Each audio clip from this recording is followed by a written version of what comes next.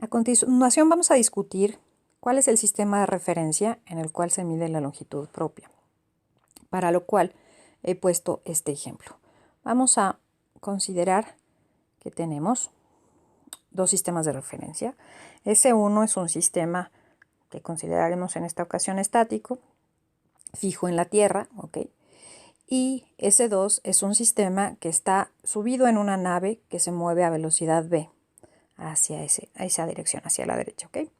Entonces, como hemos visto anteriormente, si estamos considerando el tiempo que está marcando el reloj en la nave, al que llamaríamos delta T2, el astronauta en la nave percibirá cierto intervalo de tiempo que consideramos que es el propio, y el astrónomo en la Tierra va a medir un tiempo más largo que el que mida el astronauta, que será el tiempo dilatado.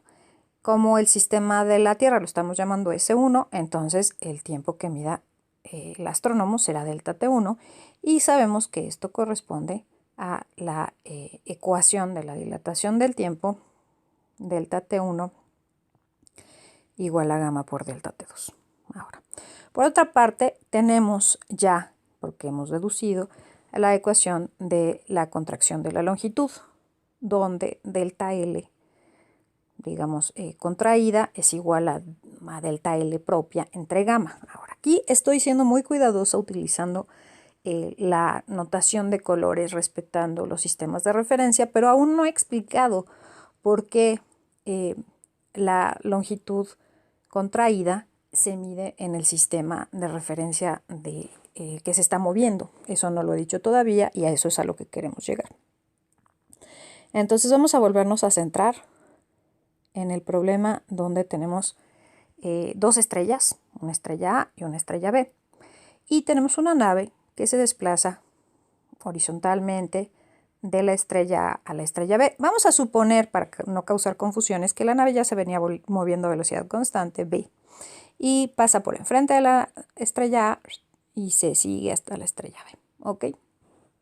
Entonces, como vimos en el salón de clase, la simultaneidad en relatividad deja de ser un concepto absoluto. Esto significa que aunque el cuate que está en la Tierra, en el sistema S1, puede medir, digamos, la distancia entre A y B, viendo las dos puntas simultáneamente, medirá una cosa, pero lo que él mide como señales simultáneas, parándose en medio de A y B para recibir simultáneamente la señal de los dos lados, el que está en la nave, como va acercándose a una de las estrellas y alejándose de la otra, entonces no lo va a percibir como simultáneo, es decir, la señal de A tardará un ratito más en llegarle porque él se está alejando de esa señal, y la señal de B tardará menos en llegarle porque está caminando hacia esta señal. Entonces ya no percibe que A y B ocurren simultáneamente, y esto es lo que altera la medición de la longitud que tiene. Vamos a intentar hacer esto con cuentas, ¿ok? Y para ello vamos a suponer que el astrónomo que está en la Tierra va a medir la distancia que existe entre A y B con su reloj. Y lo que va a hacer es prender el reloj cuando la nave pasa por A y apagar el reloj, el cronómetro, cuando la nave pase por B. Y bajo esta lógica, la distancia que medirá será igual a la velocidad relacionada con el tiempo que tarde, según él, la nave en cruzar entre A y entre B. Vamos a escribir esto matemáticamente.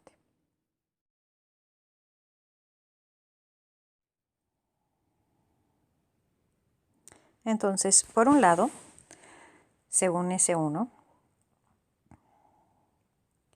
la distancia entre A y B se puede medir multiplicando la velocidad de la nave por el tiempo que el astrónomo en S1 mide que tarda la nave en llegar desde A a B, y como es lo que está midiendo en el sistema S1, le llamaremos delta T1. A esta longitud que él medirá, que es la distancia entre la estrella A y la estrella B, le vamos a llamar L1. Y podemos despejar esta ecuación que le estorba T1. Dividimos los dos lados entre delta T1 y nos queda entonces la ecuación 1, que dice que B es igual a la longitud que se mide, la distancia entre A y B, entre el intervalo de tiempo que tarde la nave en llegar de A a B. Ahora, por otro lado, según la chava o el chavo que está en la nave moviéndose, la longitud que medirá, la medirá de otra manera. Esta persona, según su sistema de referencia, está parada, ¿cierto? Y lo que va a ver es que las naves cruzan. Por supuesto, tenemos que pensar que la nave empezó aquí. ¿Ok? La nave estaba originalmente parada en este punto y la estrella A y la estrella B, según ella, se van desplazando hacia ella, ¿cierto? Sin embargo, recordemos que como ella está moviéndose hacia la señal de B y alejándose de la señal de A, le van a llegar las señales diferidas. Y el tiempo que esta persona mide será delta T2. Y entonces la distancia que va a medir entre la estrella A y la estrella B va a ser la velocidad que ella considera que tienen las dos estrellas que viajan hacia ella por el intervalo de tiempo delta T2. Y a esa le vamos a llamar L2, ¿ok? Y a esta ecuación le llamaremos ecuación 2. Ahora, vamos a incorporar aquí la expresión que ya conocemos para la dilatación del tiempo. Recordemos que estamos considerando que el tiempo propio se mide en la nave, por eso es delta T2, es lo que ocupa el lugar del tiempo propio aquí. Y delta T1, que sería el tiempo dilatado, lo va a medir la persona que esté en la Tierra. Y entonces la expresión para la dilatación del tiempo en este caso es delta T1 igual a gamma por delta T2, ¿ok? Y de aquí lo que vamos a hacer es despejar delta T2. Y nos queda, porque lo que le está sobrando es gamma, nos queda que delta T2 es igual a delta T1 entre gamma, ¿ok? Entonces, ya que tenemos estas expresiones, lo que vamos a hacer es sustituir en esta, en la expresión 2, la expresión 3. Y lo que nos queda es, voy a poner L2 acá, voy a poner B acá, y en vez de delta T2 voy a sustituir esta expresión acá, ¿ok? Y me queda que L2 es igual a B por delta T1. Y ahora lo que voy a hacer es sustituir la expresión que habíamos encontrado para B, que dice que la velocidad es igual a la longitud que midió quien estaba en la Tierra entre el intervalo de tiempo que vio que tardaba la nave en llegar de una estrella a otra. Y la vamos a sustituir. Aquí, en vez de esta B, vamos a poner esa expresión. ¿Okay? Y entonces me queda L2 igual a L1 entre delta T1 por esta expresión que era delta T1 entre gamma. Naturalmente, delta T1 entre delta T1 es un 1 y me queda de nuevo esta expresión, la hemos recuperado. ¿Okay? Esta la pueden reconocer como algo parecido a lo que yo había escrito aquí, que es la que estamos llamando ecuación contracción de la longitud, ecuación CL, nada más que aquí tienes delta L, ¿ok? Entonces aquí vemos que efectivamente la longitud que parece más corta, porque recordemos que este factor cuando dividimos entre gamma lo que obtenemos es un número más pequeñito que 1. Entonces lo que va a hacerle este factor a esta L1 es acortarla. Y va a ser L2 el que mida una distancia más corta o una longitud más corta. Y entonces me voy a subir para discutir qué es lo que está ocurriendo aquí. Resulta que los sistemas de referencia que tenemos acá, si tu sistema mide el tiempo propio, que es el tiempo más corto que puede haber, y nada puede, acuérdense, ningún intervalo de tiempo va a ser más corto que el intervalo que mide el tiempo propio, de ahí solo se pueden ver longitudes más grandes, no va a ser nunca el sistema que mida la longitud propia. El sistema que mide el tiempo propio siempre mide una longitud contraída. porque está caminando hacia la señal y entonces va a haber una distancia más corta. Y el sistema que mida la longitud propia siempre va a haber un tiempo dilatado. Es decir, en el sistema en el que midas la distancia más grande que se puede medir, siempre va a haber el tiempo de la otra persona es más largo. Entonces, a ver, esto es muy importante.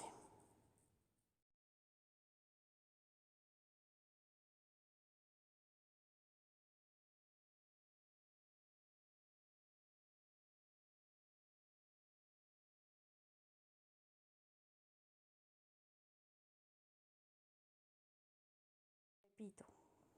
Así como determinábamos que el tiempo propio se medía en el sistema de referencia inercial en el que los dos eventos ocurrían en el mismo punto en el espacio, la longitud propia, que se mide en el otro sistema, en el que no mide el tiempo propio, siempre se va a medir en el sistema de referencia en el que los dos eventos no están moviéndose, están en reposo.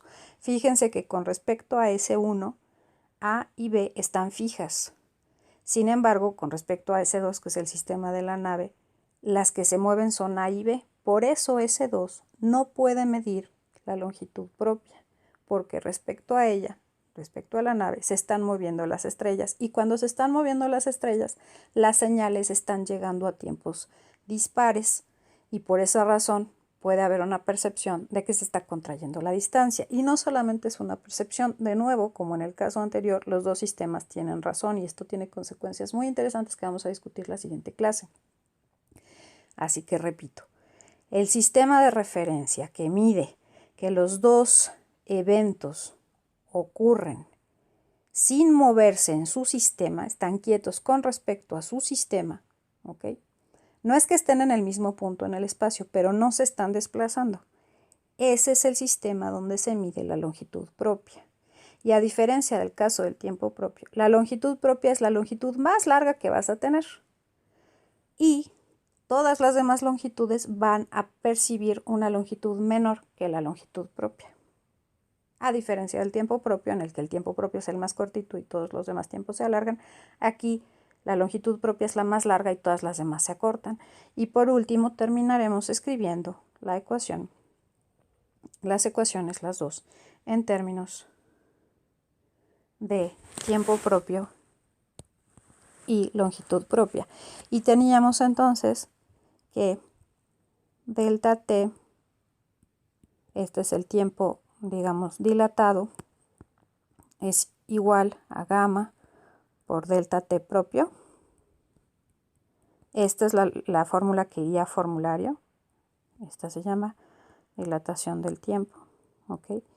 Y delta L, que es la dilatada, siempre es delta L propia entre gamma. Y a esta es a la que llamaremos contracción de la longitud. Y es importante recordar que donde se mide el tiempo propio, se mide la longitud dilatada, y donde se mide el tiempo dilatado, se mide la longitud propia. Nunca se miden simultáneamente, nunca se miden en el mismo sistema el tiempo propio y la longitud propia. Y por último, recordemos que este siempre es más largo, siempre es más largo, y esta siempre es más corta.